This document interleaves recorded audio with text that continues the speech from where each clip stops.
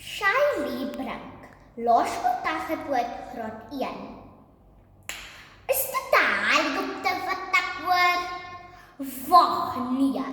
Dis een van die pasmamas wat hulle ou bloetjie wou red. Voorsitter, dames en here, ons almal ken daai mamas van storappetie, jy sal val, tot mama sou jou huiswerkies doen vir jou. En jy's baie slim. Alles was die juffrou se skuld. Nee, gits, hierdie gaan nie vir my werk nie. Ek is 'n selfstandige meisie. Hoekom? Want my mamma is nie 'n helikoptermamma nie. My mamma is meer soos roep my stopbloed is. Vandag wil ek vir julle oortuig oor my standpunt. Te veel pleisters beteken te min vlekke. In die eerste plek, kinders moet leer jou foute te maak. Onthou julle die dae toe julle nog graad eentjies klein en oulik was? Die dae toe ons nog gegoogel het. Het iemand gesê ons moet nou kruip of loop? Nee, want van baba af is ons gewaaid om self te probeer te val, opgestaan en weer te probeer. Haal jy belang wat ouers geleer hoe om ouers te wees? Skryf op 25 Oktober 2023 op afrikaans.com dat om foute te maak is 'n belangrike deel van jou kind se ontwikkeling.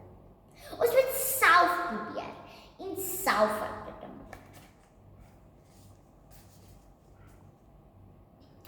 Volgende. Kinders moet groei deur te probeer. Het julle geweet kinders moet groei? Wat? Ja, 'n baie slim tannie wat weet hoe mense se koppe dink. Karen Gawe vertel op 6 November 2025 op die webtuiste Kopskyf.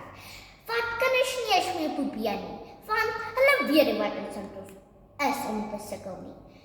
Julle sien, kinders met helikopterouers, wat elke dag.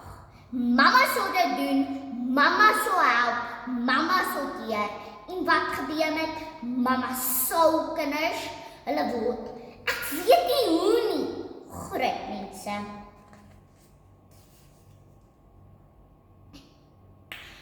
Laastens, kinders moet sterk deur sê te sê. Julle sien, in 2026 moet kinders so sag behandel, hulle begin dink hulle is mal vir lekkers. Helikopterouers praat altyd vir Sissie se paat, dat Sissie nie eens meer stem het nie. Op 6 April 2025 skryf Dr. Witske op childpurpose.co.za. Kinders wat vir hulle self kan opstaan enige moeilike tyd of paadjie kan hanteer. Voorsitter, dames en here, ouers dink die generasie alfa kinders kan nie verder dan die yskas loop. Maar kan ek julle 'n geheim vertel? Ons is presies dieselfde as kinders 20 jaar terug. Ons moet foute maak, self probeer. En ons kan sê, dit mag dalk stadig wees.